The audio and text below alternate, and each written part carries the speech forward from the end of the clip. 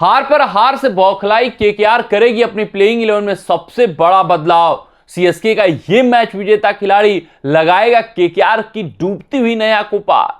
यार, Kolkata night Riders ये पिछली बार की चैंपियन टीम है, लेकिन इस बार इनके हालात बद से बदतर दर मुकाबले दर होते जा रहे हैं। कोलकाता नाइट राइडर्स नए कप्तान की अगुवाई में ये आईपीएल 2025 में उतरे हैं, लेकिन बात करें इनके लड़ाकों के प्रदर्शन की तो वो भयावह नजर आ रहा है। ऐसा महसूस हो रहा है कि अब की बार केकेआर तैयार नहीं है, क्योंकि इनके पास गौतम गंभीर जैसा मेंटोर नहीं है, इनके पास श्रेयस अय्यर जैसा कप्तान नहीं है, और इनके जो मैच विनर खिलाड़ी हैं उनका बल्ला बोलना बंद कर चुका है। तो केकेआर इस वक्त हैरान है, केकेआर इस वक्त परेशान है, और केकेआर किसी एक ऐसे मैच विनर खिलाड़ी की तलाश में है जो उनकी खोई हुई नया, डूबती हुई नया को पार लगा सकता है। हैदराबाद के खिलाफ ईडन गार्डन के मैदान पर एक जबरदस्त लड़ाई है, यहां से वो मोमेंटम पा सकते हैं। अपने गढ़ पर, अपने मैदान पर वो जीत के साथ, हैदराबाद को मात देने के साथ आईपीएल 2025 में जोरदार वापसी कर सकते हैं। लेकिन जीत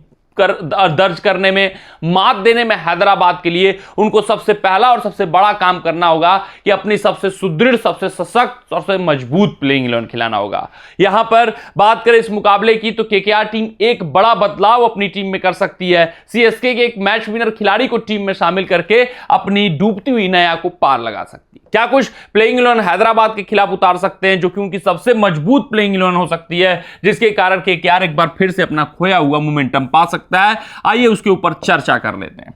सबसे पहले अगर हम बल्लेबाजी विभाग की बात करें, ओपनिंग बल्लेबाजी विभाग की बात करें, तो ये एक बार फिर से इनको तंग करना शुरू कर चुका है। ये सुनील नरेन को ओपन कराते हैं तो साफ तौर पे ये देखा जा सकता है कि you live by the sword, you die by the sword, मतलब दो धारी तलवार है भाई। अगर चले तो ठीक, नहीं चले तो फिर आपको दबाव में डालेंगे ही डालेंगे। तो फिर से सुनील नरेन का बल्ला शांत हो रहा है। सुनील नरेन उस तरीके का प्रदर्शन नहीं दे पा रहे जिस तरीके से पिछले संस्करण में दे रहे थे, जिस कारण इनको खामियाजा भुगतना पड़ रहा है। लेकिन अभी नरेन के साथ ही स्टिक करेंगे। ये नरेन के साथ जो उनका ओपनिंग जोड़ीदार होगा वो क्विंटन डिकॉक होंगे। एक मुकाबले में चले हैं, दो में नहीं चले हैं, यही इनके लिए समस्या का विषय है। इनको चाहिए निरंतरता। हालांकि क्विंटन डिकॉक एक ऐसे खिलाड़ी हैं जो जोरदार वापसी करना जानते हैं, निरंतर प्रदर्शन भी करना जानते हैं। अभी एक मुकाबले में बल्ला बोला है, उम्मीद करेंगे कि अगले आने वाले कुछ मुकाबलों में भी बल्ला बोले। नंबर 3 पर इनके कप्तान अजिंक्य रहाणे होंगे, बेहतरीन खिलाड़ी हैं। और बस यही कमजोरी है इनकी कि स्पिन के खिलाफ इनका बल्ला फंस रहा है, यहीं पर ये पकड़े जा रहे हैं। नंबर 4 की अगर हम बात करें तो अंकुश रघुवंशी, बेहतरीन पिछले मुकाबले में खिलाड़ी खेला हुआ था, जबरदस्त ये बल्लेबाज हैं। हालांकि बड़ी पारियां इनके बल्ले से देखने को नहीं मिली हैं, सिर्फ और सिर्फ छोटी पारियां देखने को मिली हैं। उम्मीद के क्या करेगी कि इन छोटी पारियों को ये बड़ी पारियों में कन्वर्ट करें।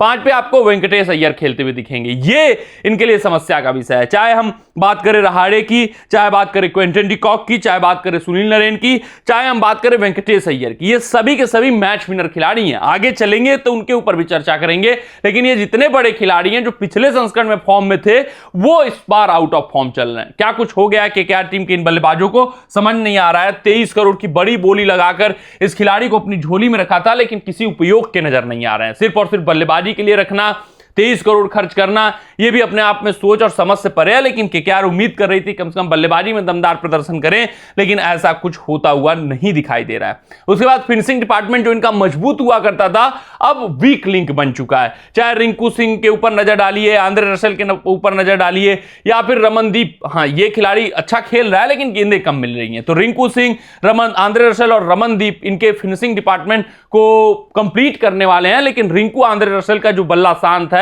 उसके कारण ये फिर से एक बार खामियाजा भुगत रहे हैं। पहले क्या हुआ करता था, जो खोया हुआ मोमेंटम था वो रिंकू, आंद्रे रसेल, रमनदीप सिंह अपने दमदार पारियों की वजह से मोमेंटम केकेआर की तरफ लाते थे। अब तो बना बनाया मोमेंटम इन तीनों के खराब प्रदर्शन की वजह से खोती हुई केकेआर नजर आ रही है। तो ये इनकी बल्लेबाजी यूनिट है, लेकिन इस बल्लेबाजी यूनिट में ये एक खास एडिशन करने वाले हैं, मोइन अली को खिला सकते हैं। मोइन अली इस केकेआर के ईडन गार्डन पिच पर स्पिन गेंदबाजी के तीसरे अस्त्र साबित हो सकते हैं। केकेआर से ईडन गार्डन पिच क्यूरेटर से डिमांड किया गया कि आप स्पिन फ्रेंडली पिच बनाइए, जो कि केकेआर के पक्ष में जाए। केकेआर चाहती है कि हम होम एडवांटेज लें, पहले लेते हुए भी आए हैं, तो मोइन अली का एडिशन हो सकता है। पिच क्यूरेटर अगर माने स्पिन फ्रेंडली पिच रही तो मोइन अली बतौर तीसरे स्पिनर खेल सकते हैं। आपने देखा था जो मुकाबला केकेआर जीती है उसमें मोइन अली का बड़ा योगदान था बतौर गेंदबाज। मोइन अली बतौर बल्लेबाज भी खेल सकते हैं, मोइन अली को ये टॉप ऑर्डर में भेज सकते हैं, मोइन अली से ओपन करा सकते हैं, नरेन को नीचे भेज सकते हैं, तो मोइन अली के आने से बहुत फायदा रहेगा। ऊपर से कुछ ओवर्स की गेंदबाजी भी ये आप करके देंगे, और अगर स्पिन फ्रेंडली ट्रैक रहा तो फिर ये एक खास एडिशन हो सकते हैं। तो ये जो सीएसके का खिलाड़ी है, जिसने एक मुकाबला केकेआर को जिताया हुआ अपनी गेंदबाजी के दम पर, इनका एडिशन हो सकता है, इनको खिलाया जा सकता है। वहीं अगर हम बात करें गेंदबाजों की, तो वहां पर आपको वैभव अरोड़ा, हर्षित राणा इनके प्रमुख तेज गेंदबाज दिखेंगे। स्पेंसर जॉनसन बाहर जाएंगे तो मोइन अली की एंट्री होगी। वरुण चक्रवर्ती इनके प्रमुख स्पिन गेंदबाज होंगे। एंड्रिक नॉर्किया के ऊपर अगर हम चर्चा बात करें तो आप कहेंगे नॉर्किया क्यों नहीं, तो अभी पूरी तरीके से फिट नहीं है, थोड़ा बहुत अभी इंजरी कंसर्न है, जिसके कारण से अभी ये मुकाबला तो नहीं खेलेंगे। अगले मुकाबले के लिए शायद 100% फिट हो जाए तो इनकी वापसी तय है।